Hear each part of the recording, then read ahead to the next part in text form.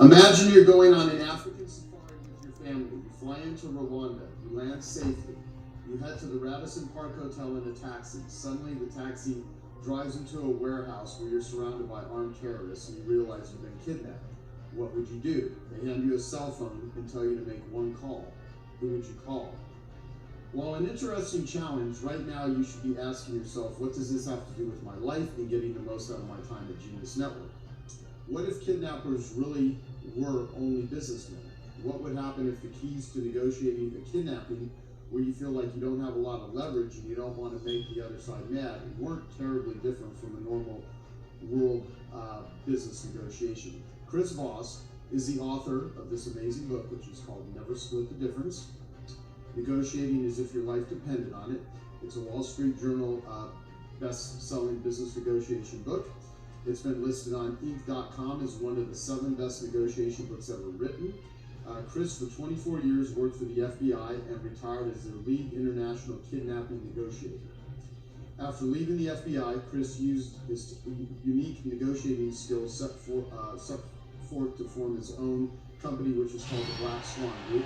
This company teaches business owners like us his negotiation methodologies, which focuses on discovering the black swans, small pieces of information that have a huge effect on an outcome.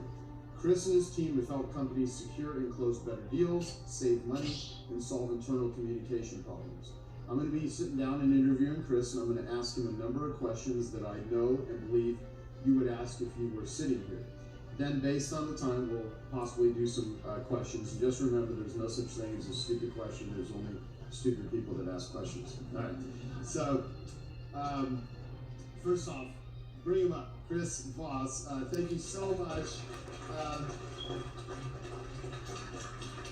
So great to have you here. I mean, I've been really looking forward to this, not only for the group, but just for myself, because your book is amazing. And I'm sitting on a whole slew of questions here. I won't have time to ask you all these, but whatever pops out. So what the heck does negotiating with terrorists have to do with people like you? Yeah, well, our negotiations are calmer. Yeah. Now, interestingly, she's seen on Netflix show Mindhunters, right? FBI psychological profiling. They started that whole thing by just saying, I created this machine code. It's really tense, but it's governed by the same set of rules. And suddenly they started solving all this crime. This is negotiation, just negotiation. Same set of rules. We would have thought that hostage negotiations are occasionally doing, but in reality, you guys have no stories. People dealing with it. Is it because our guys are more reasonable? No. So the dynamics are all the same as long as you're dealing with them. So, for people that really have no context of what a company that helps people with negotiation does, what do you guys really do? We kind of got a souped-up operation now. I originally envisioned this as mainly being a training company. We wanted a training company. We're doing a lot more training individuals and outside companies, but we're also coaching a lot of people. We're doing a lot of coaching. People come to us with a problem, something they've been struggling with for a while. And on average, I would say people come to us with a negotiation that they've been dealing with. If they come to us, they've been dealing with it for 6 months to a year. Typically, we'll have it solved the problem. Because I'm not disconnected.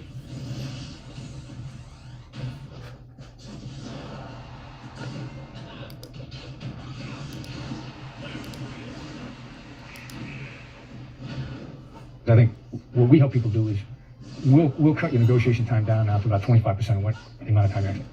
That's awesome. Well, what I'm hoping is after our conversation here that everyone here is more capable, has a better context of this, is really able to hear things, see things that they've never thought of before, because Chris is incredibly, what's great about it is you didn't just write an amazing book on it, you've actually lived this, you've done this. And I mean, this training is a byproduct of, how many years have you spent with the FBI? 24.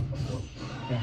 And we're doing it now too. I mean, I got a team. I mean, you guys know we need a good team. I got a good team around me, and my guys are continuing to push forward new ideas. Like my son is in my business. You imagine what it was like growing up son of a hostage negotiator. He started getting himself out of trouble in high school before I even knew what he was doing. He's got some stories that when I hear him, I'm like, yeah, I didn't know that happened. That's funny. I say, well, yeah, I'm bringing it up now. But we're still making it better over time now. So I think that's why don't, what was it, create, the phrase from this morning? Don't compete, create. We're still creating. So I think that's cool. Well, you know, entrepreneurs, as Dan Sullivan says, you know, you wake up every day and you make it up and make it real. And in the process, there's a lot of negotiation along the way. You negotiate with yourselves. I mean, everything we're doing is a sales job. You're either attracting people or repelling people. So, working for the FBI, what's the most interesting or surprising thing that you learned or took away from it? Wow. If you took it was the ultimate entrepreneur's job at the time. But that's if you took that attitude. And I had a friend of mine who was a hostage negotiator one day, said that to me when we were in New York. We had a ball doing it. We had an absolute ball. I worked with guys that were fun to work with, and we had fun, like, working incredibly hard. But what else? There's a Jersey girl that I worked with, and ladies forgive me, I use the term girl because it's less syllables, and I like words that have less syllables. But a Jersey girl I worked with in New York, top New Jersey chick, and her name was Louise, and she went by Lou. And we used to say, in the FBI, there's a seat for every A. So it was a great job, whatever you were into, you could do it and have a great time doing it. You know, since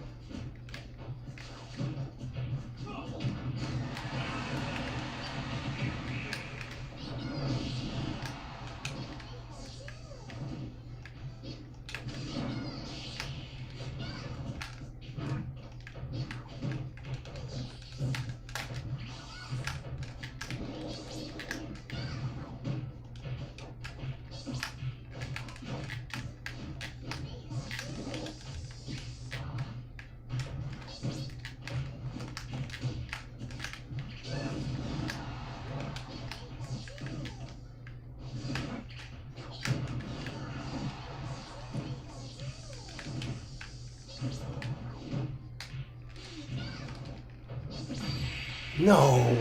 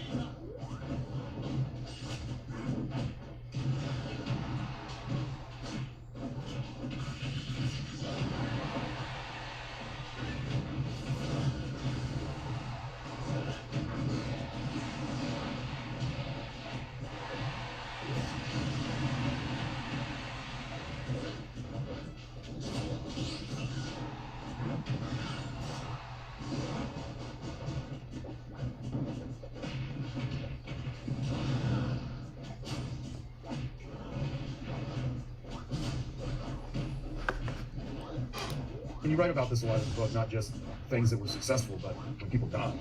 And during your time there, how do you, part of it is learning techniques, but another is how do you have to be psychologically and mentally to negotiate under extreme pressure where someone's life is on the line, and literally you're the guy who is going to be interacting with someone that could and will kill somebody in themselves. And I mean, how did you get yourself in the mindset to even do that? I mean, did it first come to techniques, or did it first come like, how did this training happen? How does one prepare themselves, I guess? Yeah, I think I got kind of lucky because I learned process really well before I could become a hospital. So I had a really good process, and I stayed in it. My training level was pretty high, so I was ready for the first real deal negotiation I ever got involved in, which was a bank robbery with hostages. So I relied on the process. I was really solid, and it worked out. And bank robbery with hostages, well, they happen in movies all the time. They happen in the entire country about once every 20 years. They're really rare events. So I got really lucky, and then I did it right, and it turned out. And the other thing was, I worked for a guy that taught me stuff before I knew that I'd learned it. He used to always tell us we had the best chance of success, but we never guaranteed success.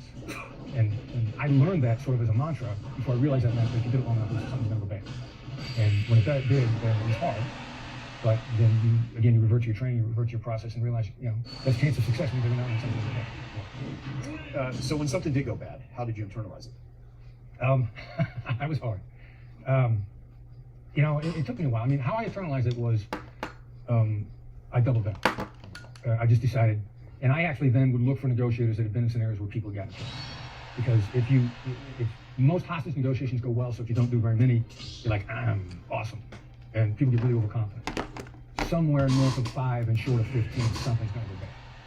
And then I would look at those because I said, all right, I'm never gonna let this happen again. What do I have to do to get better? Well, that's actually how I ended up at Harvard learning negotiation, because I was like, all right, I did everything we know how to do. It was inadequate, we gotta get better.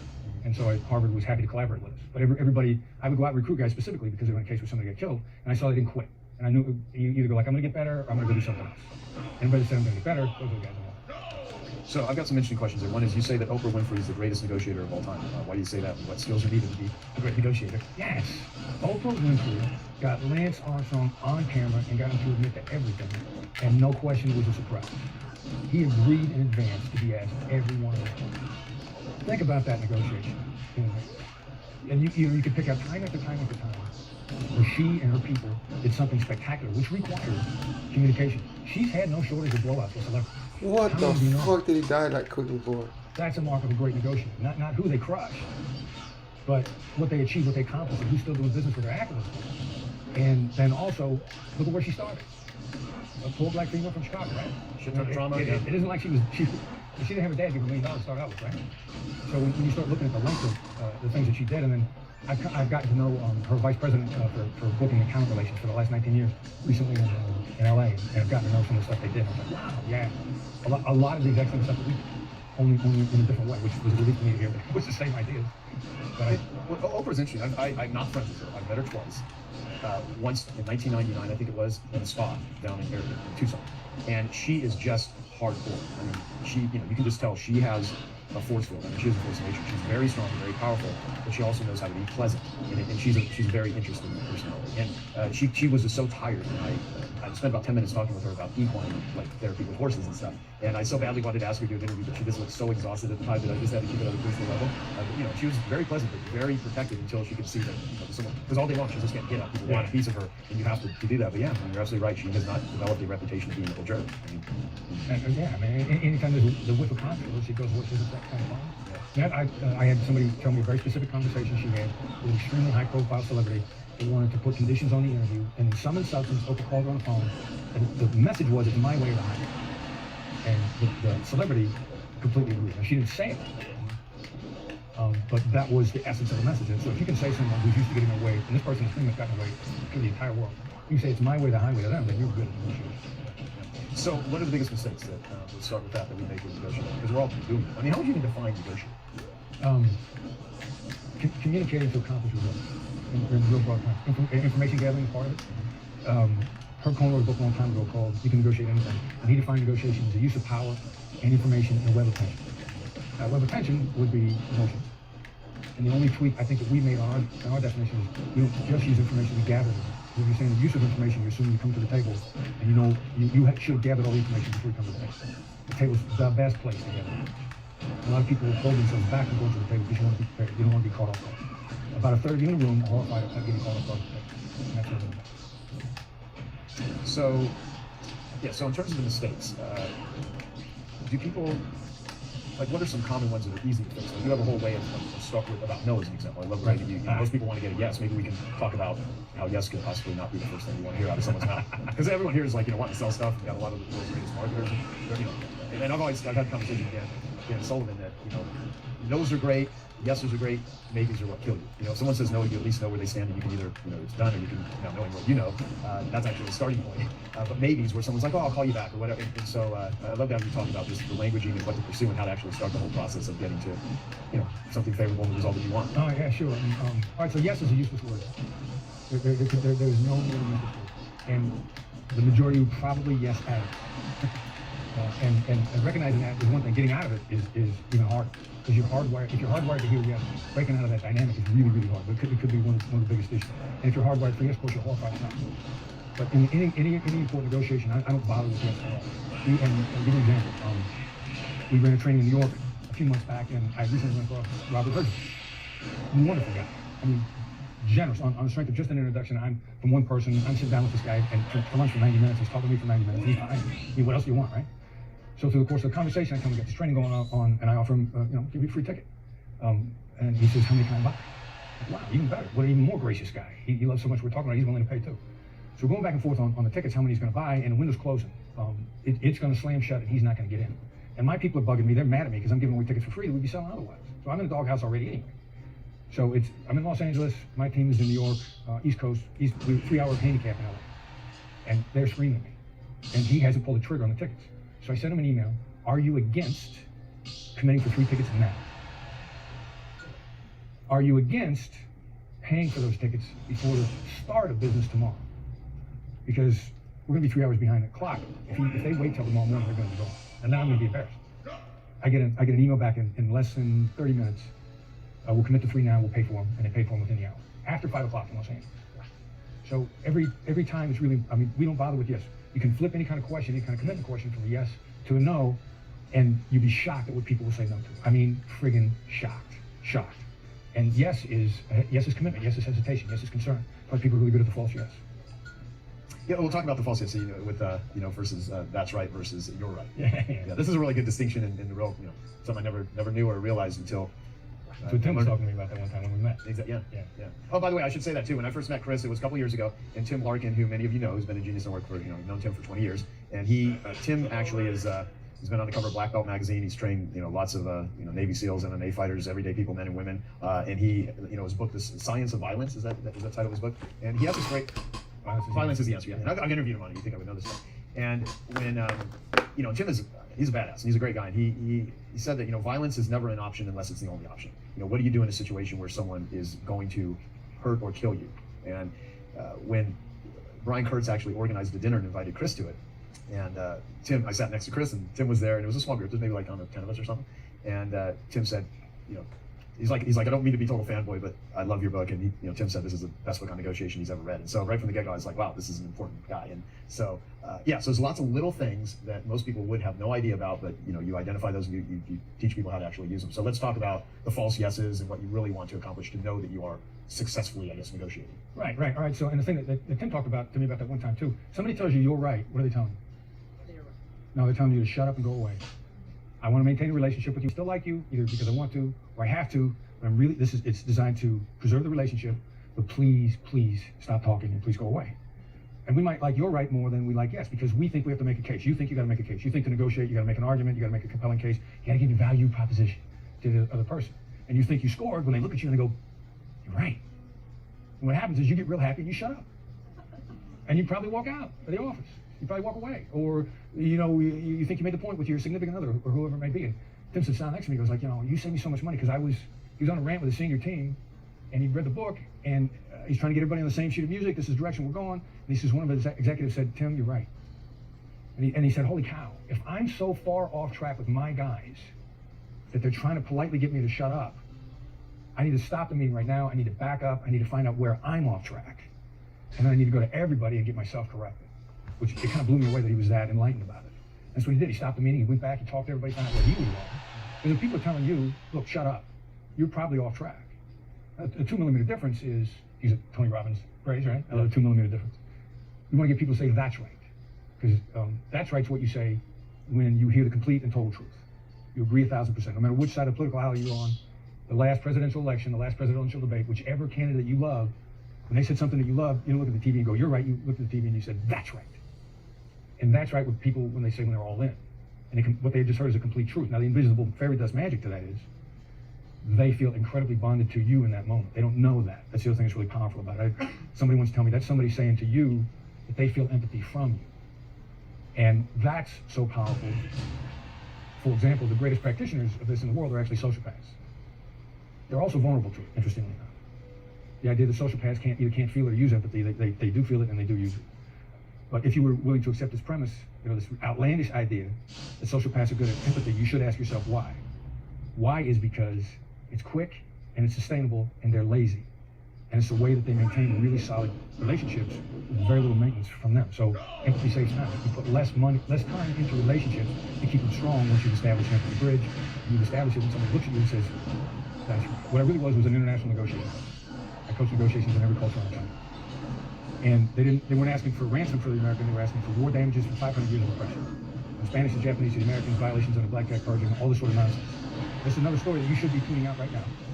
Because you were never in an argument with someone where they were bringing up stuff from the past that didn't matter anymore. Where are you? So we tried all sorts of logic, all sorts of in and out, tried to be clever. I thought I knew terrorism, I thought I knew Islam, and thought I knew all this stuff. And finally one day we just said, we're gonna get a that's right out of the guy on the other side, the sociopath. And make no mistake, a raping serial killer. Chopped lots of heads off personally, was proud of it, and no shortage of rapes to his credit. And I coached my guy to get on the phone, and you just make their case. It's the Stephen Covey advice. Instead of seek first to understand, then be understood, demonstrate understanding. You got to make their case, not your case. But you just recognize it. I don't agree with it. But lay it out the way they see it. Lay out everything that this sociopathic terrorist has been laying out of all the nonsense of why $10 million is a bargain basement price for 500 years of war damages. And he laid it out, and he laid it out, and he laid it out, and he laid it out. I said, and if you're not laying it on thick, you're not laying it on thick enough.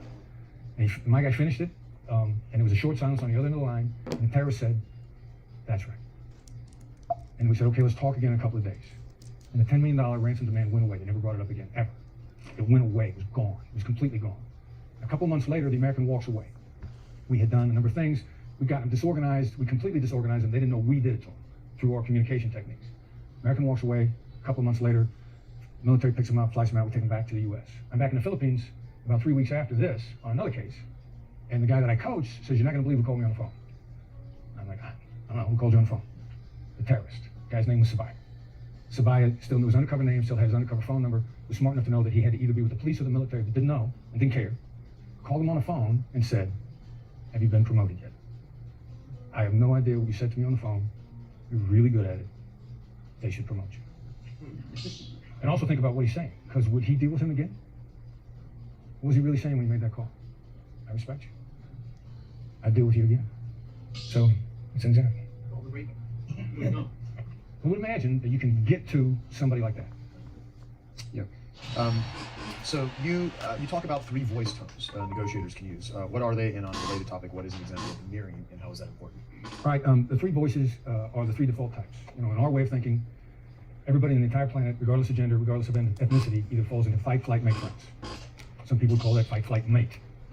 It's the caveman that survived from the caveman days. We saw a threat on a jungle path. We ran from it. We fought it. We made friends with it. And my Harvard brothers and sisters subscribe to the same philosophy. We've tested somewhere north of 2,000 people in all countries, and we believe that to be true. So the 3 voices are what your natural voices are, and I'm not going to make any political statements in any way, shape, or form, but the assertive, the fight type, direct and honest, that's my natural born type, Donald Trump.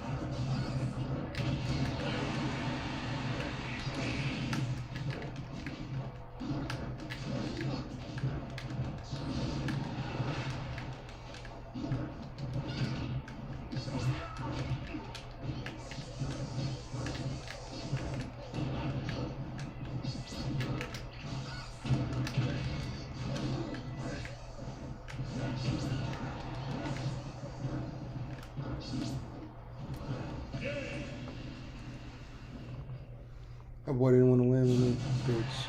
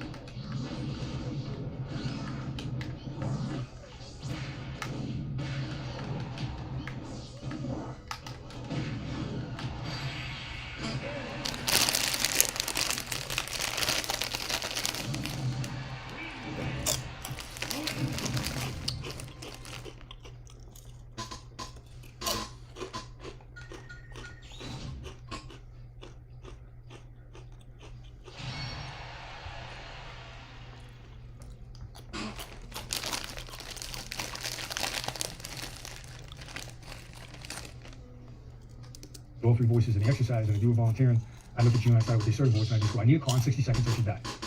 If you think of yourself as direct and honest, you're an assertive, you got a tone of voice that's combative, it causes problems. There's no way around it. It's not a good voice. My natural born type, I once had a hostage negotiator say to me, dealing with you is like getting hit in the face with bricks. And I didn't take that as a compliment. But that's my natural voice. So that's voice one. Voice two is the accommodator's voice. About a third of us are just relationship oriented. We naturally smile. We're naturally very happy. It's actually ridiculously strategically smart. You're 31% smarter in a positive frame of mind.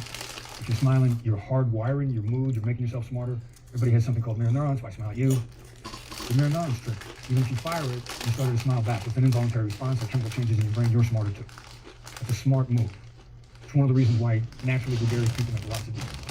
Because people, and they're not always the best deal, but they're probably pretty good. But okay, so you just said you're 31% smarter when you're in a positive state of mind. Right. You can flip yourself into that and become 31% more effective and smarter. That seems to be a pretty good advantage. Huge. Yeah. So, And there's actually a hardwired connection. If you force a smile on your face when you feel lousy, the chemical changes still take place. And you can overwrite. And then the third type is what we call the late night FMD. That's a hostage negotiator's natural tone of voice. I mean, we learn that. We drill it over and over and over and over again. Because it hits the mirror neuron. It triggers it.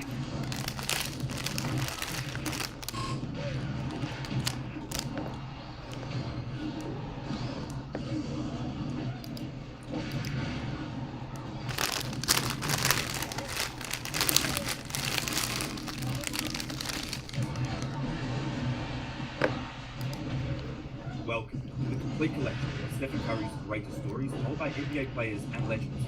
Thank you to everyone who mentioned I should do an episode on Stephen Curry. This one is for you. If there's a current or past player that you would like to see in the next episode, be sure to comment me down below as well.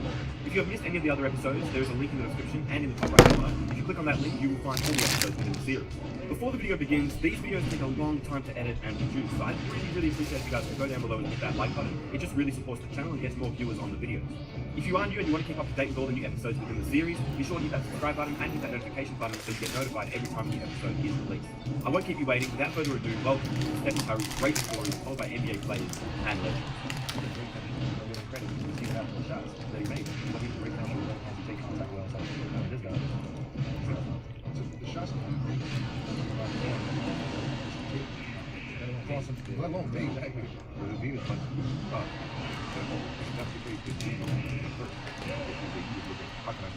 He really is like that, and it's amazing to see a superstar who sacrifices who doesn't care about anything. This calmness, and you have a serious problem. And so I watch him play. That's what I see. Curry gets in the head because he's a champ. He's an MVP. And at one point, Sean. See a superstar who sacrifices who doesn't care about nothing but the group. This calmness and poise, and you have a serious problem. And so I watch him play. That's what I see. Curry gets in the head because he's a champ. He's an MVP. And at one point, Sean Livingston just stopped. It was like, yo, like, I don't know if I ever seen anything like this. But he's killing right now. He's just so dominant right now. You know, the things he's doing, he's bringing excitement to the game. I don't think he's ever been a guy in our league to be able to shoot the ball as well as he does, off the dribble or off the catch, off the ball. And you know, he just creates so many different matchup problems for your defense, and you always have to be aware of. How do you slow him down? Same way you slow me down. You can't.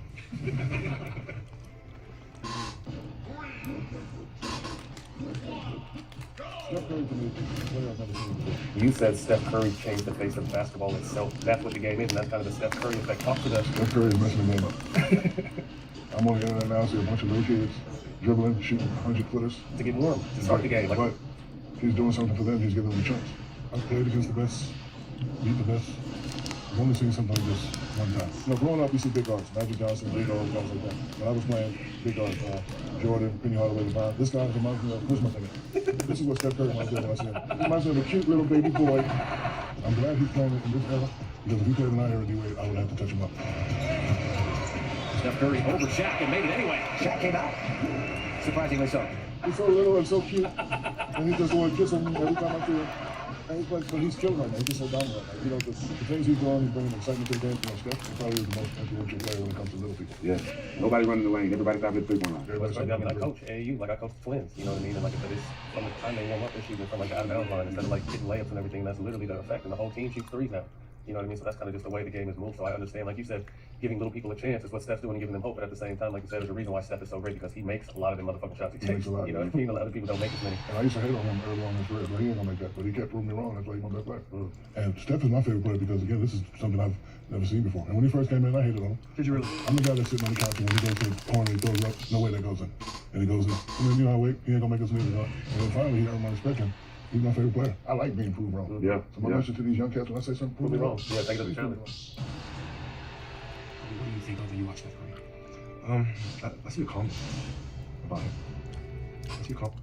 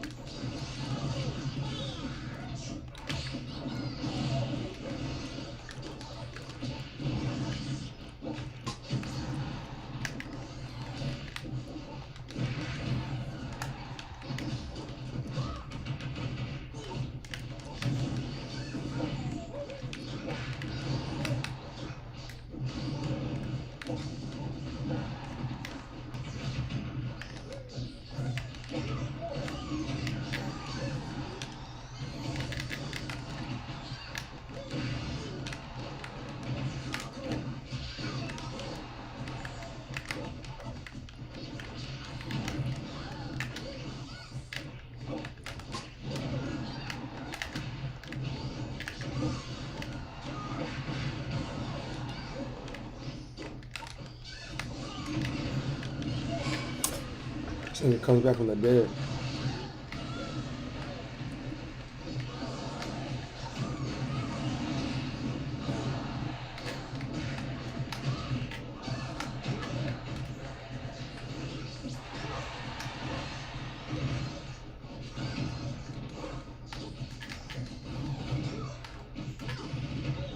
Get that nigga out of here.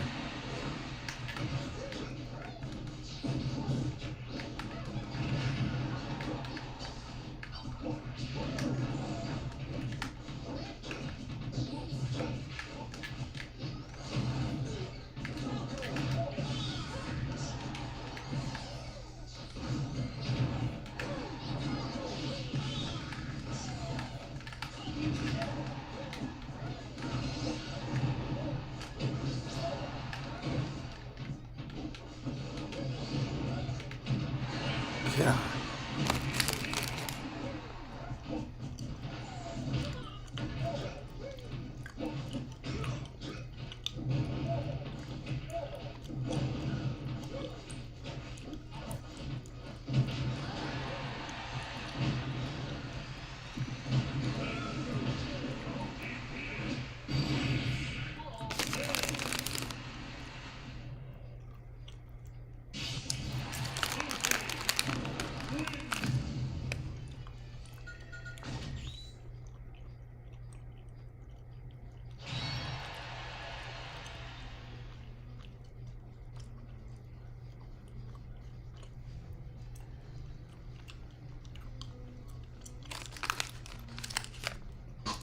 And I think it's something that a lot of players don't understand.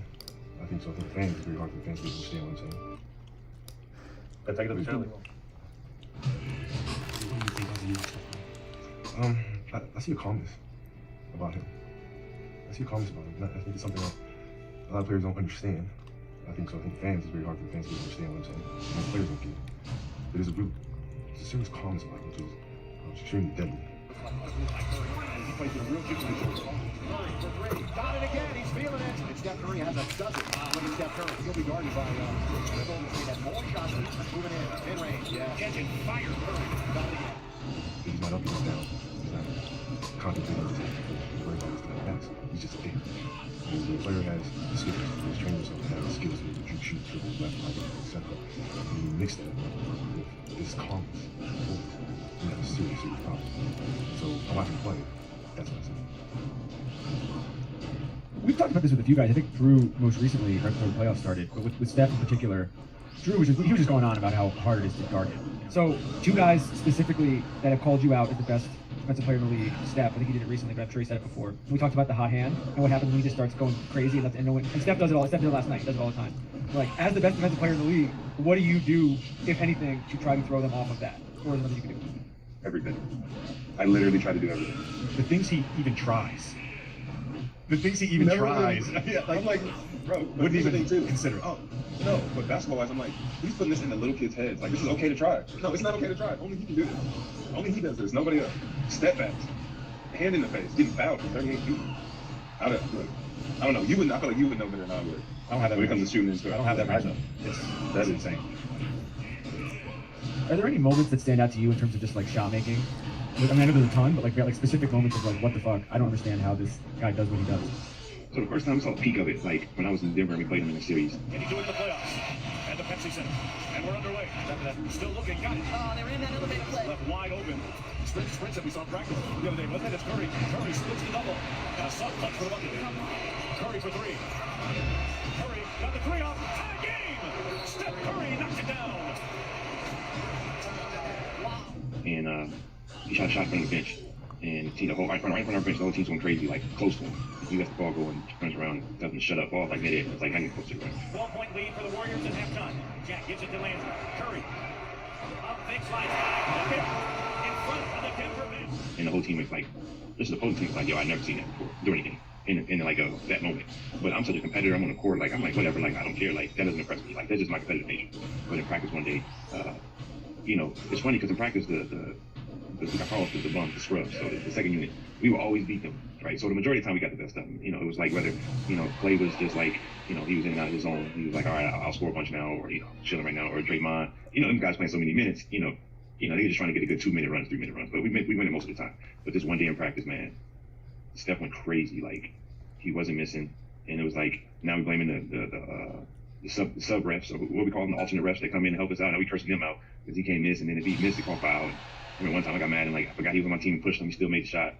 I mean, we played about 7 minutes, man. He had to have like 25 points, man. It was crazy. And at one point, Sean Livingston just stopped and was like, "Yo, like I don't know if I ever seen anything like this." And I had to stop and was like, "Yo, that's different." Because when you're in a game playing with somebody that good, like you're not really seeing how good they are because you locked in to do what you got to do. So you missing out on like greatness by playing with greatness. That's the funny thing. Because when I watched Steph this past season, I caught myself being a fan a few times. Why do you think that your name is not brought up in conversations as like, you know, some of the top, you know, based on what you did in the league? Because you were dropping 50, 60 like Curry and them has been doing, but nobody really thinks about that. Do you think it's because they didn't watch, or you were in a market where people didn't see you, or do you feel like your career was cut short because of injury? The cut short part, but I think success, winning comes with, you know, so you were putting up the numbers, but you weren't winning. I wasn't winning, so it was still this, he has a lot of numbers, but there's no, so what ends up happening is I said, I opened the market for the Currys, the Dames, the Westbrook style of that point guard being a dominant scorer, but Curry established it because he won. He won being a scoring guard first. And the fact that he won, it became, all right, this is not just a hybrid player. This is a point guard, and we're going to put this point guard numbers up against passing numbers. So now, you know, now someone like Steph, his numbers trumps in the scoring categories, all these categories, over all these point guards who wasn't scoring, and they were just trying to get the team involved. So, like I seen something today that said Curry is king of the turnaround.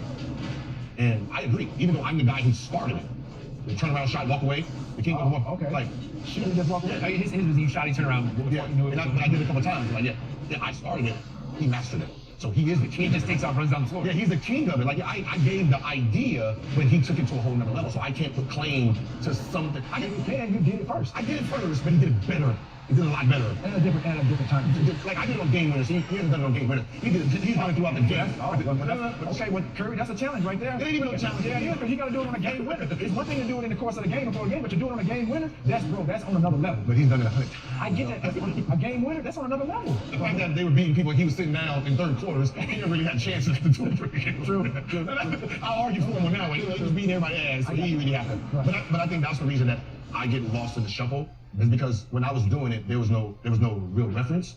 Curry gets the head because he's a champ, he's an MVP. So because of the status came with it, that's where, but he opens it up for the Trae Youngs and everyone else too.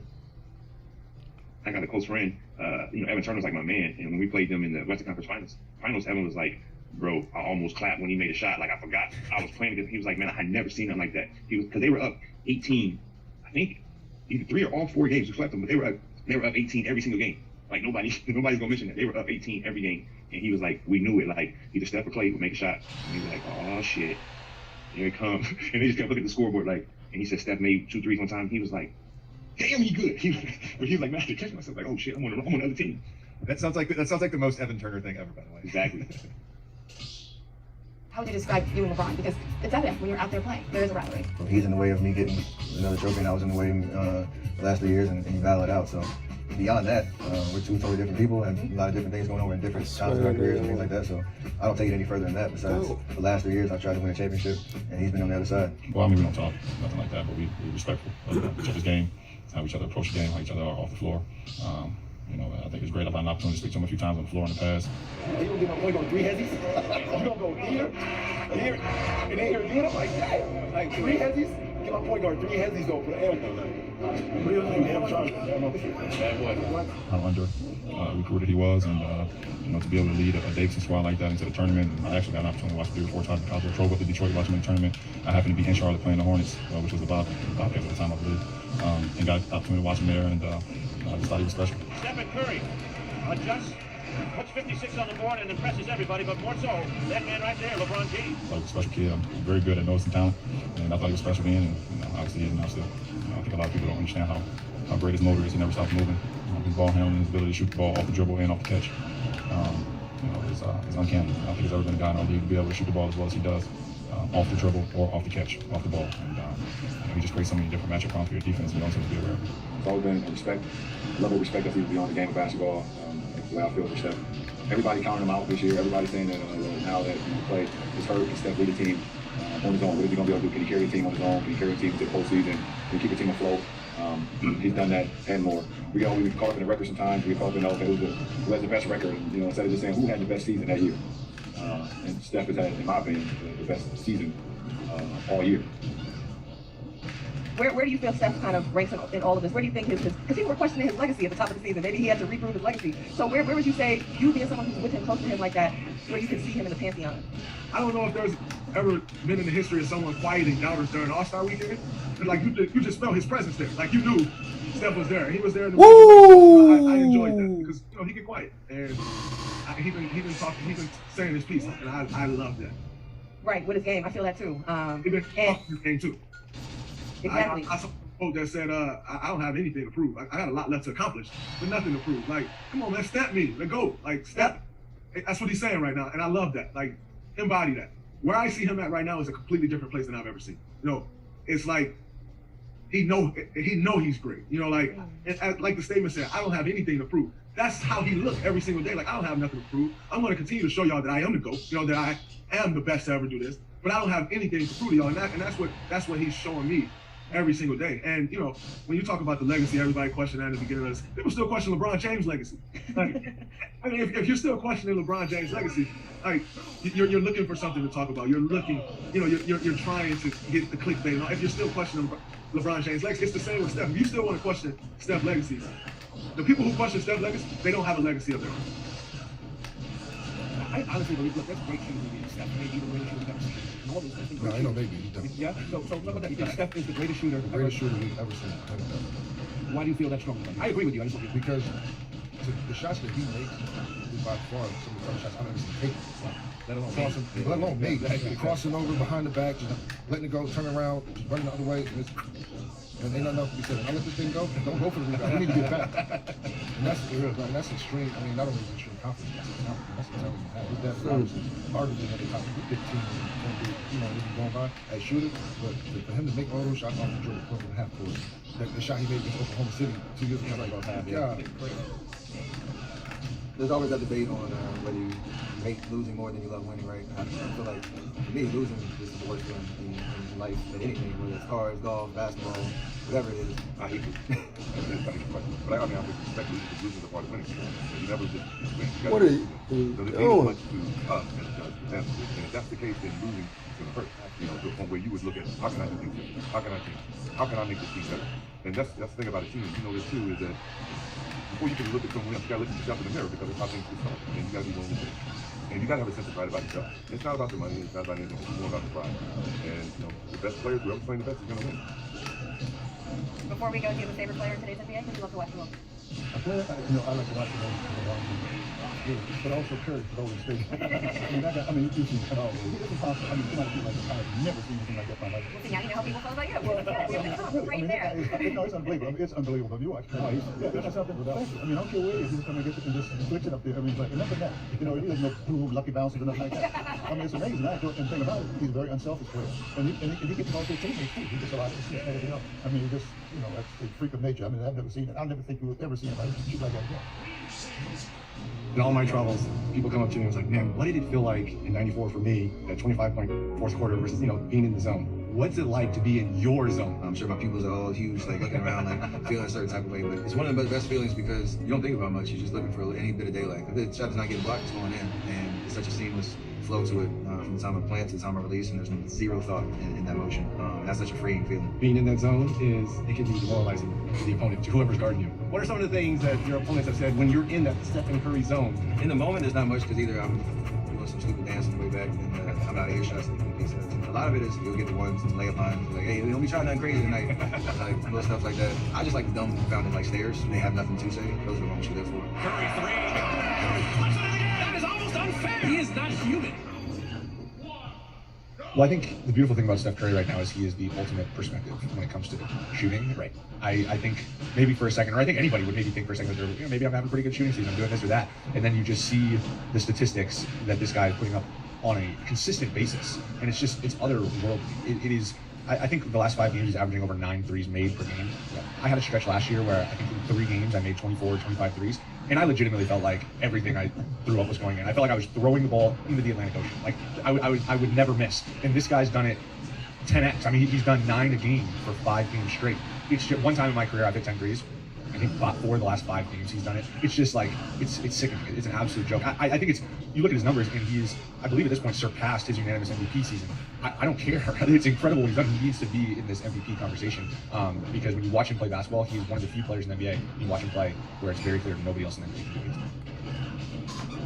Steph was I've never seen anybody like when I told him last night. I said, when you play the force, I've never seen a player like this before.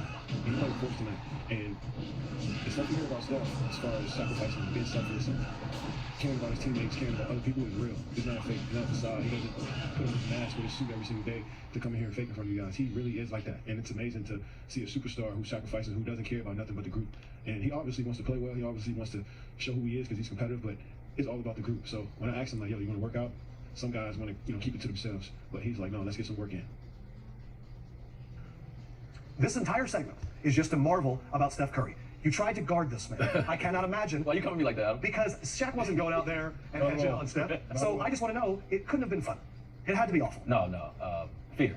You have a little fear, and not from like you're scared of a guy, but just not knowing what he's going to do. When a guy's coming up, and obviously he has an amazing handle. But when a guy can shoot from anywhere on the floor, when he shoots from going left and he shoots going right, and then when he get the ball up, he's even more deadly with his cuts, with his screening, with his ability to come off screens. He's just impossible to guard. So when I watch this guy, I watch him shoot shots, Candace, and I'm like, no, that's not a good shot. And it's like for Steph, that is a perfect shot. And so what I love about Steph is obviously all the highlights we see for him coming down shooting these 50-footers. But what I love about him is his ability to get the ball up, the ability to play off the ball, his ability to pass the ball with both hands, and also his ability to go in there and, like we talked about, he's a great finisher. People don't give him credit because we see the half-court shots that he made, but he's a great finisher with both hands. He takes contact well. So this guy's phenomenal. Great player in the organization. Another great player come down and kind of overshadows your greatness. And Steph took a back seat, similar to what I did. And we kind of forgot about Steph Curry when Kevin Durant was there. And he goes to the injury last year, and now he's like, hello, 2-time MVP is back. And he's back with a level that we have never seen out of a 2-time MVP. He may not get MVP this year, but this is definitely for him. It's probably one of his favorite seasons of his entire career was all said. In the days that I played this game, I've never seen a guy other than maybe a Reggie Miller where you just didn't want him to touch the ball. But Steph has got the defense so extended, 35 feet away from the basket. The threat and the pressure that he puts on your defense night in and night out. At no time in history have we seen a player be able to extend a team defense like this guy. A guy is 6'4". The pressure that he put on a team defense night in and night out. And it's unbelievable that they're going back to the finals again. That's unheard of. And how do you defend that? And that's really what impressed me more is that how he was able to come to the forefront in this series and Kevin Durant not be there and all the attention went to Steph. It reminds me of where the Warriors were 4 years ago.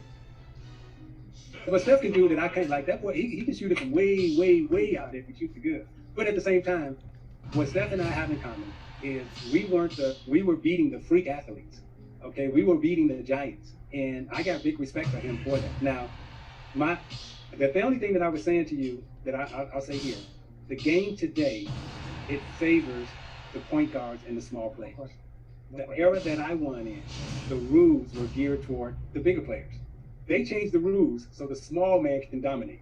Okay, the rules were not set up for me as a small person to dominate. And that's it. But do you see Steph Curry? Can you say after 4 or 5 years that he's the best shooter that we've ever seen?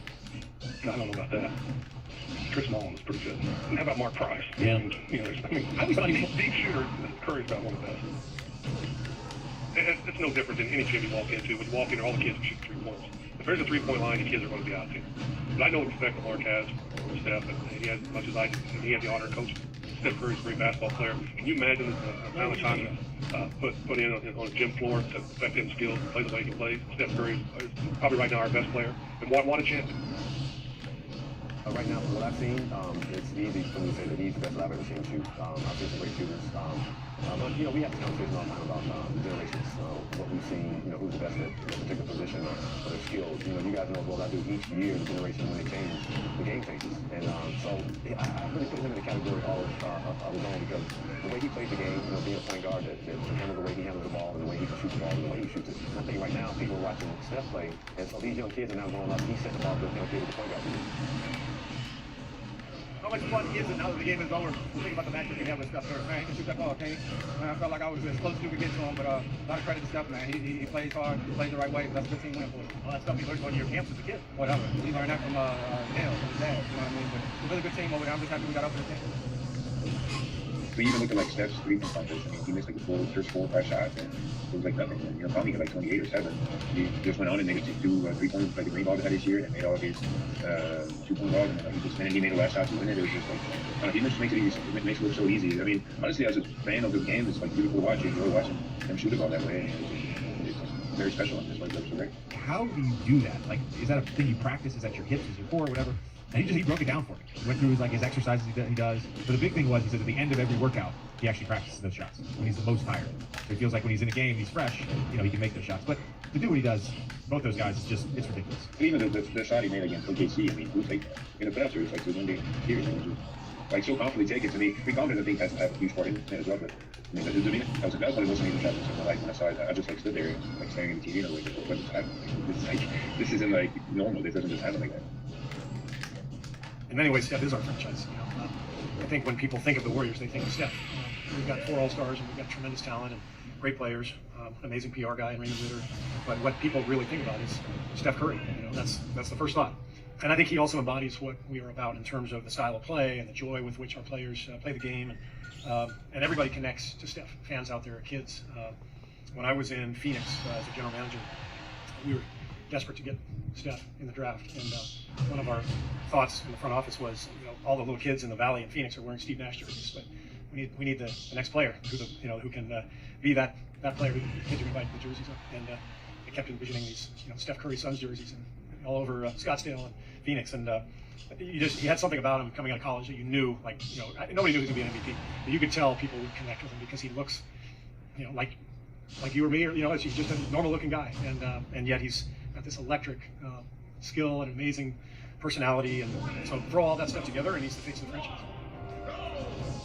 And I hope you guys enjoyed the video. Please feel free to hit that like button, it really supports the channel. Be sure to subscribe if you enjoyed the video for more episodes just like this, and comment down below which player you would like to see next. Without further ado, here are 2 videos that you don't want to miss out on, and I'll catch you in the next one. Peace.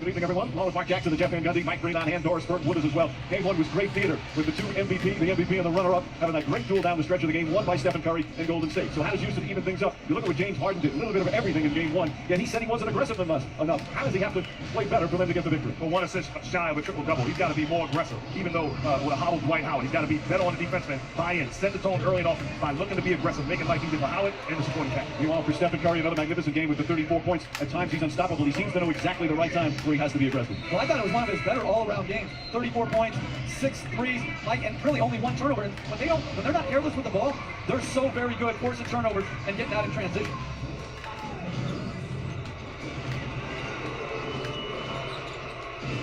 And in game 1, the Rockets played well early, had that 16-point lead early in the game. Quick foul on Thompson, 13 seconds in as Harden nails the jumper. And that's a design play, so we talked about Harden being aggressive. Kevin McHale's first play out is a post-up play for James Harden, putting pressure on Klay Thompson to defend. Referee calls the contact, but beautiful move by Harden. I like his mindset early on. Harden had a big stretch now at the end of the game with 10 points, 5 rebounds in the fourth quarter. And he said at the start he was not aggressive enough. The first 3 didn't move to shoot much, only had 7 points at halftime. As Terry pokes it away, Terry can go in the backcourt and get that. Thompson catch and shoot. And here comes Ariza, who had another 20-point game in game 1. This fires on his first. Curry sees an opening, drives, banks it in. Very good job by Steph Curry using the screen, allowing the defender Jason Terry to get lost. Smith against Green. Bogut picks him up. Smith scoop layup, won't go. Green holds off Howard well. Green a good ball handler. Bounce pass to Thompson, threw it behind on a turnover. Ariza, Smith up and under on the finish. Beautiful shot fake by Josh Smith as Bogut came over the block. Josh Smith had 17 in game 1. Green has Terry on him, wants to take advantage. Terry trying to muscle him, good defense keeping him out. Curry for 3. But that was the same mistake they made in game 1. The initial switch was good, and they forced Green to post. If you're Josh Smith, you cannot lose Steph Curry. And this time Terry fouls Harrison Barnes. First foul on Jason Terry. And the disturbing thing about that defensive trip, the game plan for Kevin McHale is to force Draymond Green and those guys being defended by the smaller guys to score with no help responsibility. You can't make those mistakes. Right now it's Ariza on Thompson. Thompson gets away, gets it back. Terry is on Curry. Curry whips it back to Barnes. Green, a 3-pointer. That's good. He got awarded today and recognized for his defense. NBA first team all defense for Draymond Green. Andrew Bogut, his teammate, was named to the second team. Terry finds Josh Smith. Howard, the rebound. This is the putback and Bogut the rebound. Stolen by Smith. Bogut stays with him, puts it up with the right hand. Howard and Green battling. Crowd loves the energy and the hustle from Draymond Green. Curry from downtown. You can hear the crowd make this inhale on the 3-point attempts, waiting for something special to happen as Curry chips to the Bogut. They were in rare form in the opening minutes. Bogut fouled from behind by Howard. I want to tell the crowd, pace yourself. These fans, they don't believe in pacing themselves. Great fans, been that way for a long time. They're like marathon runners. They start fast and they end fast. Not everybody's crazed early. Father of Steph, relaxing. Alley-oop, Bogut throws it down. Perfect pinpoint pass for Curry. Welcome to the complete collection of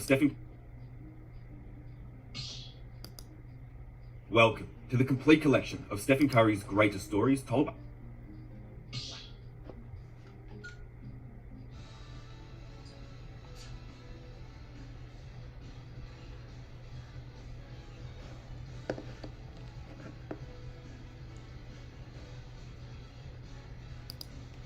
against you. Exactly. You guys clearly prepared that class a bad matchup, but we'll start playing it correctly. You started locking down those back airs, started using a limit a little bit more than just instantly going lazy. You still had that mix up in there, but you got a little more intelligent with the way that he was playing with that limit. This is important forward against someone like me. Let's see what he does here against Wario. I mean, you talk about two characters, very important.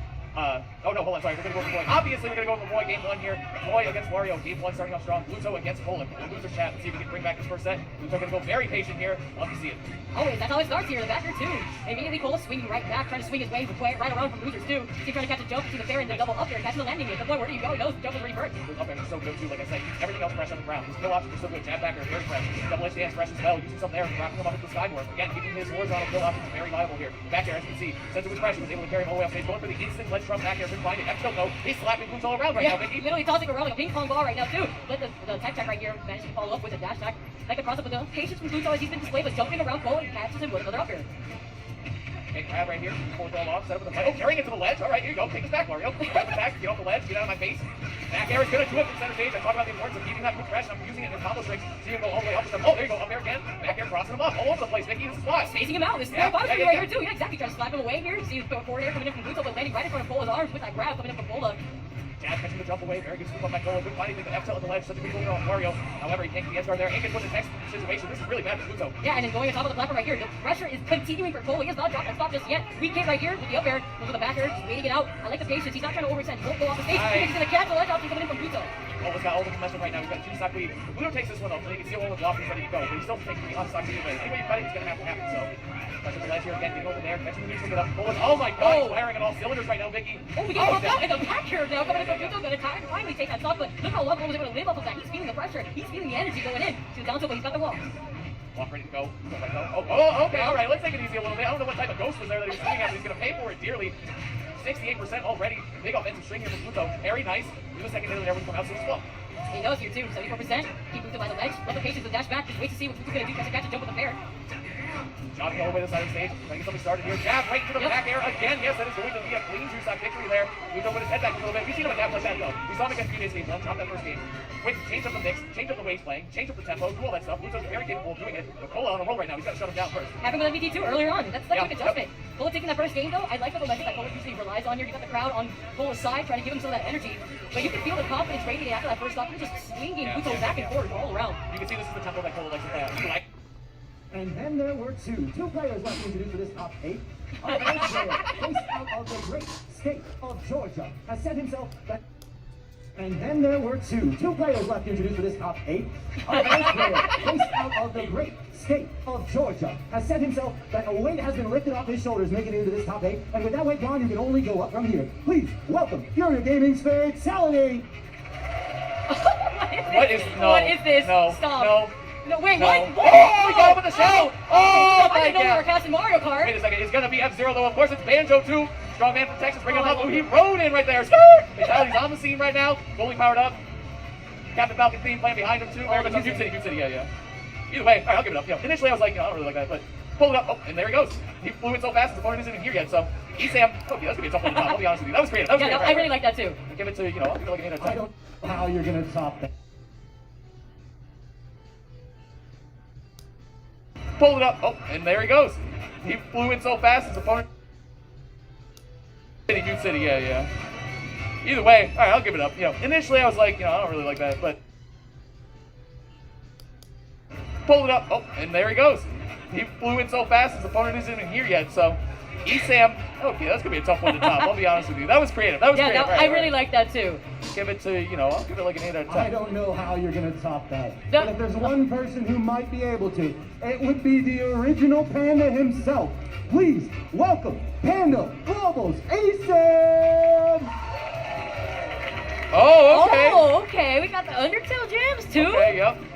Spook tune, right? Oh yeah, we got Sans moving in. No, not Sans. Oh, yeah. Different. It's Nobsta, right? Nobsta Bloop. I think that's his name. I can't remember off the top of my head. It has nothing to do with the live. It's a ghost, you know what I'm saying?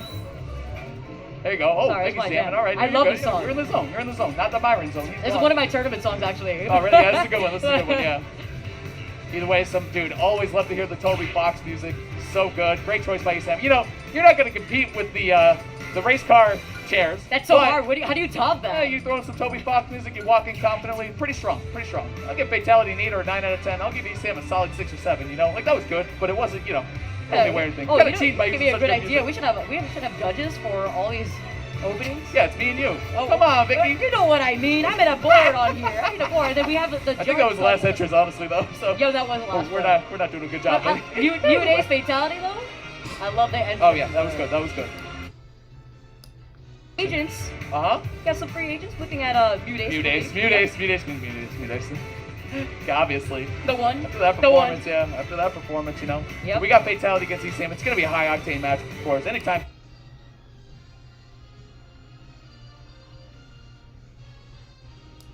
Takes assignments. Falcon, you really need to be the master of the advantage state and the disadvantage state on both sides of the dice there. Oh boy, let's see if he's got these up airs. Got the parry. Got a double jump. Okay, avoiding the down air. It could have been a huge first stock for Esam, but now we see Fatality able to answer back, gets tripped, gets caught up again. Back in the Pikachu blender. Nowhere to go. You got those lightning moves, and you got the cross up too, and the tech. Oh my God! Down air. How are you gonna open it up like that this? Was so beyond godlike. Esam's follow-ups out of jab blocks are just insane. going for the instant ledge trump into the down air. Are you serious? Next dimensional stuff. I got see right here, Esam keeping up the pressure. Where do you go in this moment? You can see the up B buffs helping out a lot there. You can use up B as an offensive option on the defense in order to recover now. Less end lag means safer to get back.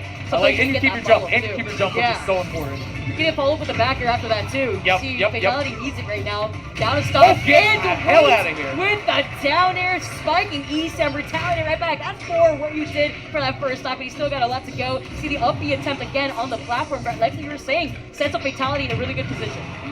Trying to jump here too. Esam controlling this guy so well. A lot of back air action. Look at that landing though. Smooth landing into the grab. Off stage again though, Fatality getting thunder jolted. Saved his double jump though, faded back and used it again. Chat, you gotta watch out for this man's recoveries. He's so good at it with Falcon. He's so important.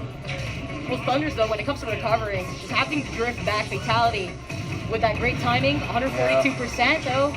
It's so difficult to try to approach here. You see the T-Jones coming out from Esam, but the back air, the cross-up Fatality, knowing putting him by the ledge. Yeah, that's infinite damage right there. The rapid jab at the ledge, he never runs out. Trying to air dodge through the thunder, but gets the down air again. Yes! Jump! Right by the ledge, the crowd's going crazy, 153%, and just like that, he was able to turn this entire game around after that violent start from Esam. So we talk about it a lot, but how good you can recover with Pikachu. No, that's it. Yep, that's it. Yep. Soft drop, and the crowd comes to life here. Fatality with the two-stop after a bit of an SD there, to be honest with you, at the end from Esam. So very well done by Fatality. Take those games away though, Vicky. We got Esam's counter pick coming up quick. Unfortunate there with the air dodge at the very end. Hopefully it doesn't stop the momentum here from Esam. Another day in the business here for Esam too. Fatality. You saw him shake his head too. He's such a good competitor. He was like, I'm not like that. I don't care how anything happened, how that game started. Yeah, he processes information as he plays. You really see it in his play style all the time. The way he adjusts his combos, the way he adjusts his recoveries, which he's going to have to do. He's going to have to adjust those recoveries. He was getting stopped on that left side of the stage so many times, man. It's like Fatality was making some wine, making some wine out of grapes over there with Pikachu, stopping him up. I'm expecting Esam to stop jumping as much by the ledge right there, but Esam was trying to contest him with those jump fairs, jump and nairs too, trying to get the cross-up, but the quick adaptation that Fatality made to get in that cross-up, put him by the ledge, was really good. Here we go, Vicky, starting it off though, coming right back into it. Good, coming into it. You got game 2. Smashville is going to be the stage. Pikachu trying to close the gap here. Double back here. Look at the SDI. You see how he's going through him? You see how he's going through him, chat? So important. Look at that. It helps with the recovery. Again, he's doing it. I love it. Oh, and goes right above the ledge right there, too, to stop Esam from contesting him. Keep putting on that pressure with the T-Jones, those fairs. Goes with the back air, too. Another fair to try to clip the jump. He does so successfully. He does it again, but another high recovery from Fatality. Falcon dive over the ledge there. You can't be going. You don't want to go to the ledge, too. You know what I mean? Then you let Esam kind of ledge trap you a little bit, rack up more damage. Jab block. Oh, okay. Missed opportunity there for Esam. Always tries to go for that extra damage. Here comes the up air fair now coming in. Keeps him by the ledge. Keeps him off the stage. Nice. I like how he waits too to see where Fatality wants to go. He saved his jump. That's the only reason why he was able to come back from that. That was beautiful. And the B reverse on the up. He tanked that hit of that Thunder Troll. I love to see it again. I'll take that one hit. As long as I put my feet back on this stage, I'm happy with that result. Dash attack too. You got Rage working for Captain Falcon now. Honestly, Fatality for as long as he's been in the disadvantage. What a parry. You can't follow that up. I don't care how fast you are, Douglas J. Falcon. You're not catching that Pikachu. Unheard of, 152%. Yes, he's coming back right now. See the attempt, but you need a turnaround again with the up. You said it. That's going to be super important here for this matchup specifically. You see Esam constantly with the cross-up, finally gets it. Now we have a tie 2-2. He almost fell out of that too. You can see the SDI on that. Griffin doing everything, Fatality doing everything he can to survive. Some up tilts here, dash attack, all right, a little combo string coming out, waiting out the nair. Look at this stuff right now from this Falcon. And he's just waiting too, waiting to see where he's gonna go. The drift back, the dash back into the dash attack to the catch. Landing, and he got the reset on the platform. Air dodge. Good air dodge by Esam though. He knew he couldn't reach him no matter what. Just wanted to get that out of the way there. Baiting out Falcon dive or something, which is being safe, and now we can see Esam trying to land, trying to find something, but he's back at the disadvantage, Vicky. This isn't good. Yeah, that's why you saw him use the side B. He wanted to mix up where he was going to land right there after he used the jump. Fatality was going to try to follow him, but another up B, maybe getting a little too anxious right here with those up Bs. Look at the mix-ups that Fatality gets landing on that platform too after Falcon dive. Yeah. Trying to continue not getting juggled by Pikachu is so important here. Double Thunder Jolt coming out strong. Esam with a forward smash too. Thunder Joel off stage. Oh, he flipped him though! What an adjustment The start from into Esam. it too, and he Yeah. perfectly spaced it. So that way was gonna linger by the ledge. You can trick Esam a couple times, but he's gonna catch on to as tricky as Fatality. Important here, double Thunder Joel coming out strong. Esam with a forward smash too. Thunder Joel off stage. Oh, he flipped him though! What an The adjustment start from into Esam. it too, and he Yeah. perfectly spaced it. So that way was gonna linger by the ledge. You can trick Esam a couple times, but he's going to catch on to as tricky as Fatality could get. Esam's going to be ready, and this might be the game. We're going to look for the drag down Thunder. Be something here. Double jump starting out, waiting it out, though. Good patience there from Fatality. It's so scary to do that because if Esam just hovers with you, you die. Oh, another up B again. Esam ready for that. 160%. Wants to keep going in here. See the fair until the attempt on the cross up too, but the Nair drifting back. Yep. Pressure here on the other side of the stage. Jetting back into the action here with the quick attacks. Esam living to 175 on Smash Bros is absolutely huge, Vicky. Avoiding the Falcon dives, avoiding the KOs is so important. Looking for a down air, can't find it though. These recoveries from Fatality have just been beautiful. The way that he's been able to drift back, he needs to. It's hard, but does play that stop, and they're coming in. Gotta do the 1-2 real quick. Go looking for a side B there, trying to get the party started. This is anyone's game here still. I mean, Esam in control right now, but I don't know if it'll last for long, Vicky. This is Fatality's Falcon, and here he goes, moving to the confidence right now. I don't know, he's looking like he's going to take this game too, Vicky. He might steal it away, to be honest with you. And that's why you hear the crowd going crazy. Everyone's sitting by the edge of the seat. Doesn't matter here, even with this percent lead. Every time Fatality barely misses something, you hear the crowd go, oh, you know what I mean? It's so close, man. Especially by the ledge like this too. Just managed to go right in front of that shield, though the grab's gonna send Esam off the stage. He knows he's feeling that momentum. Tries to catch a landing with the up smash. Oh, there another one? Yeah, there's a couple of smashes trying to scoop. Good anti-air option too. Just a good hitbox in general. Just scoops so well. Up air though, Esam on the hunt here. Trying to play it patiently. He wants to get him off stage, put him in a bad position. What? Did you say the way he floated around that T-jolt again? I'm surprised. Falcon's on wings here. Oh, the drag down. 145, the forward tilt. Just sure if that was on purpose here, because he was at 160 with the Thunder's and they clip him again. And he's alive though, barely avoiding the forward tilts and click the click. The grabs with the forward air. That's gonna do it. Esam, very nice job closing that one out. Man, that was a close game though, Vicky. These are going back and forth. Quite the opposite of how we saw Game 1 open up, but Fatality, those recoveries. Yeah. Both, man. You gotta watch out for those 100%. Gotta watch out for those. I mean, the way he weaves, he comes so close to those Thunder Jolts, you know what I mean? Yeah. He flanks with them well, too. Like, he's been fighting Thunder Jolt very, very well. I gotta say, his grabs, too, have been phenomenal on stage. We look for a situation where Esam's conditioning him to shield. Fatality, though, is quick. Go for a high recovery. I think he nutmegged him right there. I think he went between Falcon's legs, you know what I'm saying? Like, he could barely avoid it, yeah. There's Nair right there. Retaliation Nair there, too, from Pikachu. Sam, again, these Falcon dives in the second. I mean, we want to talk about how Robin's big. Pikachu is small, you know? Yeah, exactly. But the one is though the weight, the down tilt 72%, only on board for Fatality. I mean, the more we go on in Ultimate, the more crucial spacing is going to get. Fatality's been doing it so well. Like I said with his grabs before, he's doing it with his down tilt too. Forward smash from Esam, not enough quite yet. Air dodge, so smooth. Because he's been waiting so much, but he pulled the trigger there quickly with the air dodge. Tempo mix-up so clean. And move mix-up too. He has been air dodging the ledge a lot. Yeah, it was the first time I believe it. Yeah, and another air dodge actually. Esam, turnaround grab attempt. Fatality breaking some angles. Oh my God, Another deadlock, and the down throw is into the knee. That is it for that stock. Now having to play at a disadvantage. 2 stock lead here for Fatality. Combination of DI and recognition of the situation. There, Fatality was able to avoid the aggression for the jab block from Esam and retaliate again. He's done it a couple times to get off, get attacked, get up attacked. Fatality playing lights out right now. He's working on a 3-stock, moving confidently, but Esam beats him with an up smash. Well done by the Pikachu, but he's got some ground to make up here, Vicky. He does. You see the up smash in too. You see the back air, the mix up, so that way he can try to cross up on that shield, so that way he can land right below Fatality. Slowing things down a bit. He has to. 43%. You get the lightning loops going into the up air, but another air dodge from Fatality to avoid that.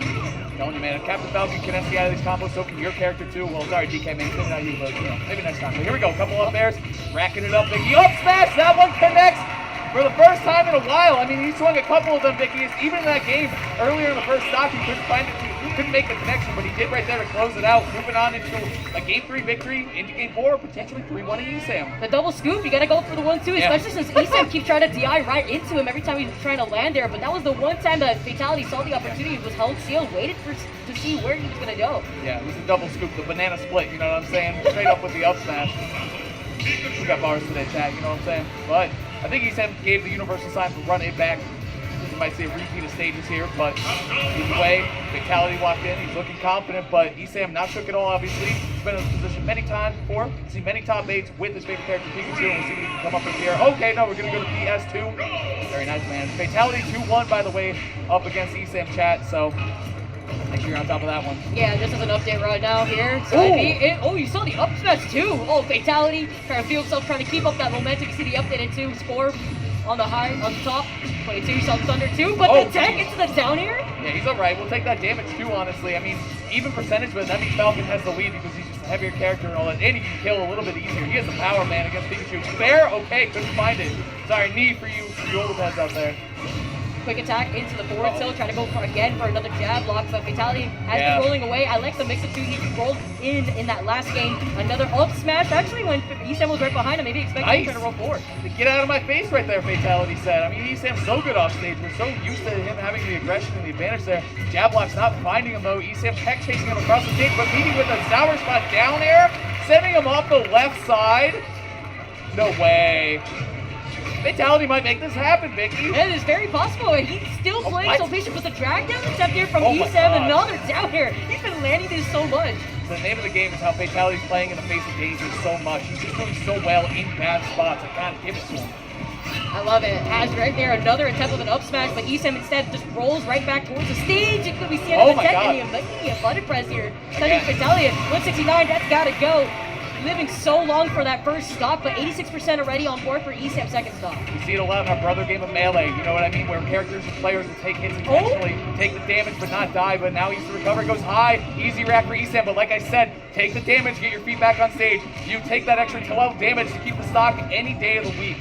Oh, and that turnaround too, you saw Fatality knowing that Esam was going to go for a cross-up, the linger on the Thunder, but he does make it back. Timing makes up for sure. I mean, Fatality's proven that he can hit those down airs when he needs to. Esam stalling it out, doing a good job, and holding onto his stocks.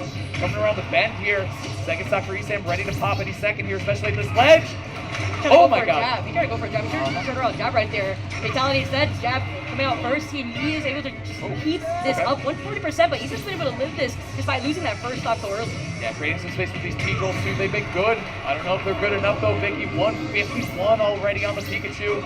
Pressure here from Fatality center stage. Looking for a grab there for sure. He was lining up the roll behind grab. Another gentleman, not enough though. 3 of them have been lived so far by Esam. Great DI, yeah, by the ledge too. Still living, you see how he's just trying to keep Fatality drives down through the platform with that nair. You see the avoidance, the dash attack landing. How is he still alive? Alright, up here. Everyone keeps saying too, it's and that's when everybody starts going crazy. That's right. Esam doing a great job living for as long as he could, but Fatality finding the right move that he needed. Up a full stock here in this game 4. He might take this one down. Back air. Oh my god, the conversion was so good. The one more stock chance coming out from the crowd. Georgia in the building. Talk about these crowd chants. You see the fair now too. The Beaver first on the T-Gold trying to move around, but Fatality, another rapid jab. He's been doing gentleman jab to try to get that knockback, but now he's trying to rack up a lot of that damage. Back air again. I'm telling you, these Falcon dives just aren't working. You even pay for it right there with the stock as well. He's doing a good job not doing it quite as much. And Pikachu's pressure is so it's so good and so safe. That falling up air could have been curtains, honestly. Fatality doesn't want to commit though. He's playing so well. He didn't want to give anything up because he could end up off stage as he is right now, Vicky. Oh, he waited because god. last time he did that exactly the same way, but this time he actually tried to go for a Thunder, but now he's right underneath Fatality. Dodges the double down air attempt. That's the problem with committing like that you give Fatality the stage. If he recovers, he did just that. Spot dodging, getting a grab of his own. Up air, forward, and there. That's how is he alive? How is he alive? I don't know. He's been living though. Esam knows his DI very, very well. That's a divine intervention though. He's been living and living. And it's so close to the left. Oh, the drift back to the dash back. Yeah. Movement to no movement by the ledge. I mean, what do you got to do here? 104%. Last stock here situation. One game away from Fatality to move right back into the loser. Esam played this from loser side. Remember, this is in here for Esam. He's playing for his life. He's off stage now. He's at the ledge. Fatality can win it right here, chat. Jab. Is he going to do it this time? The gentleman? Yes, it will. Off the side, East Coast. Fatality popping off. Georgia giving him a big hug on stage. Very happy for him. Obviously, a tough matchup for Captain Falcon, but you played as clean as Fatality did. He likes being the aggressor. He likes pressing the gas pedal to the pedal. He likes doing all that stuff. He's sitting back with Cloud, throwing out back airs. He'll...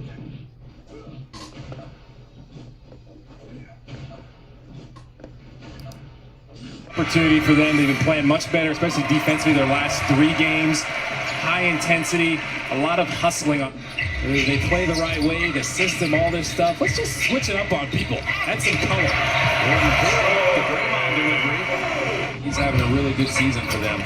But a lot of times, they'll have guys just in the teens. Like last game, all their starters were between 14 and like 16 points, or 12 and 16 points. They get all the way to the rim. So you can run off of those guys. You have to use the fact that they're not guarding you, kind of like the Warriors did last night. Eric White got all the way inside again to the rim.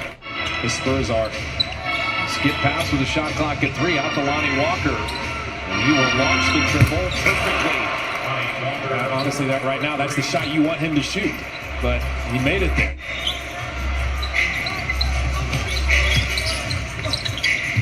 Damian Lee didn't want to settle for that 3. Beautiful feed to Payton. He knows how to cut back in this zone.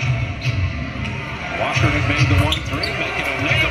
You're watching the Spurs play nearly 9 minutes of perfect basketball. You see the closeout. 2 guys on step. There you go.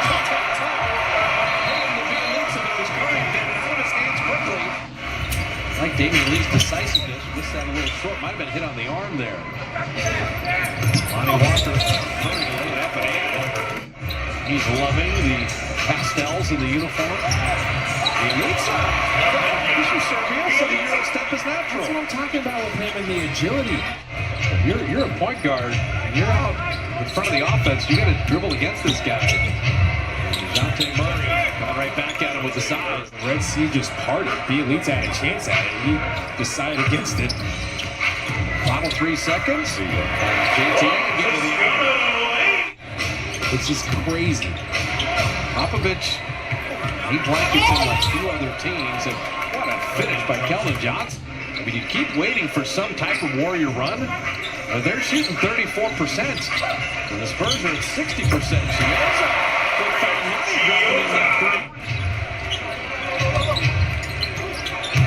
So Lonnie Walker is just getting the rim over and over again. He's got 16 points off the bench. I didn't know that was you under there when Kobe gave it to Ronny Turioff and dunked on you. Hey, why'd you have to bring it up? As Damian Lee gets the basket, that's a well-run play. Burble had those 2 fouls, but 6 points and 4 rebounds. Dejounte Murray lasers in that. He drew all kinds of defenders. And Chioza didn't play last night, and so he should be fresher. Dejounte Murray. Ramon's got Murray on the box. In Poole, reload 3. That is such a tough serve. They are not some phenomenal 3-point shooting team, just the law of averages. You would think. He gets a triple. Yeah, make them take that awkward floor. They're not going to continue to make all those the whole game. McDermott. He will put it in and draw the foul. He's been dynamic. Looney. The patience, but didn't get the finish. Going back up on Curry, puts it in, and draws the foul. He was so determined. I am going to finish this. White for 3. They're not going to hit them all. D-Lee, great catch off the Draymond. Delivery to White. What a pass and what a... ATA trying to free up Curry. Thaddeus Young. There's a step back three. Curry on the kick out. No. What a steal by White. Let's make it matters.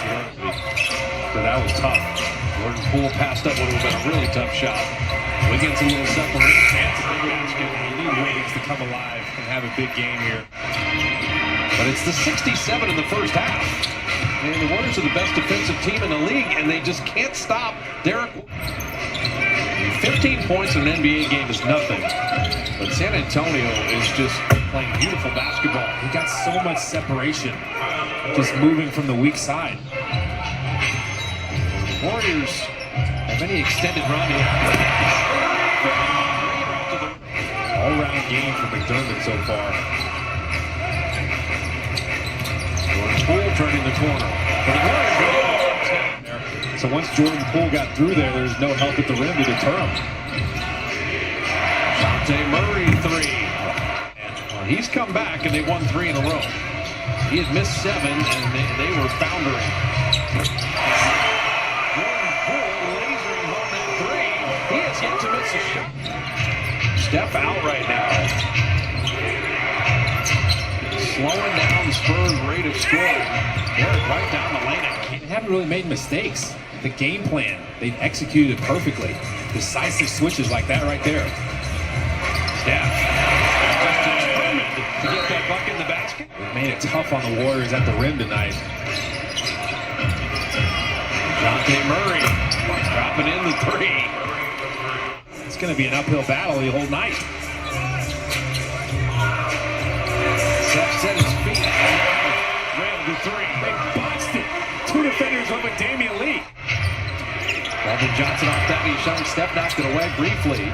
Rin Ford shot clock at 1. Ripped it up and beat the buzzer. That is frustrating. And Steph turned it over. And Dejounte Murray got the freebie. Just momentum killer after momentum killer. And I think you're watching 1 of the 10 right now. That's for good teams, by the way. The Elitza takes the contact and puts it up and in. That's strong. That's rough. That's a backbreaker right there. No one was even around him. And Steph inside the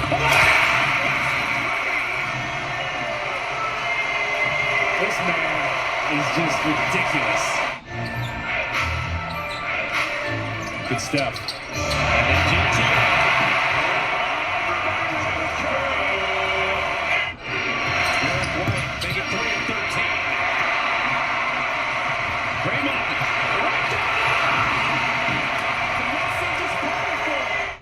Popovich has only 3 timeouts left. He didn't want to burn one there.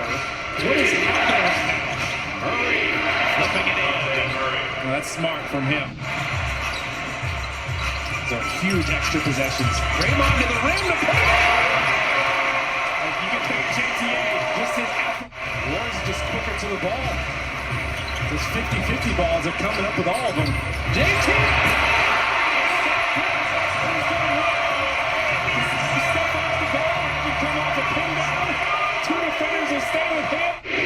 Looking for Lonnie Walker on the wing. He'll call his own number. Eldon Johnson flipping it up and in. Tough take. Steph for 3.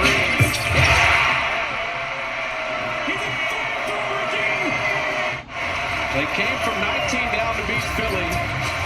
From 22 down to have the lead. Curry down the lane.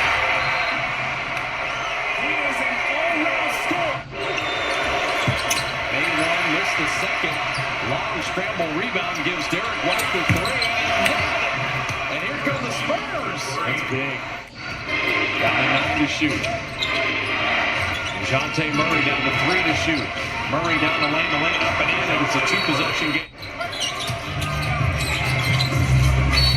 ATA was held, so now it's free throws at 24.7. Get Juan open. They had to hold Juan. They realized what had happened as soon as it happened. Juan was going to get to the basket free.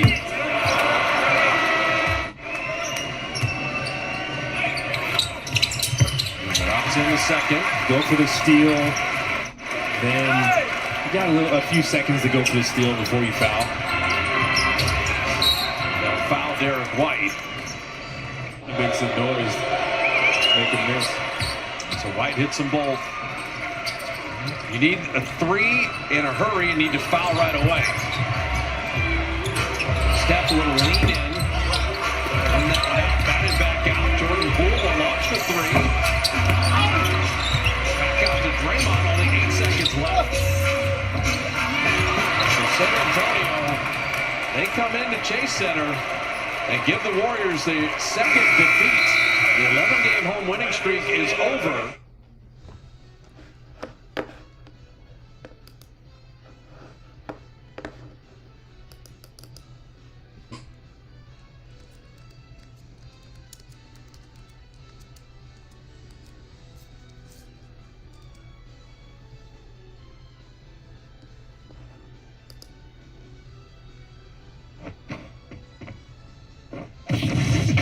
Short hops, the bread and butter of most characters' neutral, combos, and confirming kills. You're going to want to master this. What's up guys, Blitz here today bringing another video. Today we're going to be talking about the short hop, one of the main things you're going to want to master if you want to win more games. Almost universally, short hops are the gateway to applying pressure, converting combos, and sometimes confirming kills. Some characters have aerial attacks with amazing hitboxes that sometimes beat out or takes priority out of other characters' aerials. Sometimes at higher percents, these same aerials can be used during full jumps to get kills or even edgeguard. However, in Smash Bros, as many of you guys already know, you can shorten the height of your full jump, making your aerials able to hit grounded opponents. This adds another element of pressure and opens many doors to combo routes and interesting ways to net some kills. In Smash Ultimate, they made aerial attacks even better by universally lowering the landing lag after using an air attack from all characters. However, there is one slight change that they made to this mechanic that is entirely new to Smash Bros Ultimate, which we're gonna get into in a few. There are many characters in Smash that don't get a lot of mileage from their dash attack. Falco is one of them. His dash attack knocks opponents away too far to follow up with a combo, and he is not that fast to chase them in the air before the hit stun goes away. In Smash Bros, while you're in the air, you have access to different aerial moves such as neutral air, down air, back air, forward air, and up air. For Falco, if you're falling and you use a neutral air and it hits your opponent, you can cancel the final hit into an up tilt, creating a combo. At lower percents, you can initiate this juggle with other moves such as back air. But a full jump is not the way we want to start these combos. We want to approach and start these combos from a short hop. And in Smash Bros, we short hop by slightly tapping either X, Y, or the left analog stick. The same aerial attack rules apply here also. You can throw out a directional attack while short hopping. Doing this makes approaching opponents faster and is a more efficient way to start combos. These are just examples of what you can get going from using different aerials as Falco through a short hop. Definitely practice this and do your best to space these aerials on or from your opponent's shield to try to stay safe. You don't want to get into a bad habit and keep down airing your opponent's shield, which if they block it, they can grab or punish you pretty heavily. Now that that's been said, I know a lot of players, including myself, find that short hopping in Smash Ultimate requires a stricter timing than it did in Smash 4. If you tap the jump button even slightly,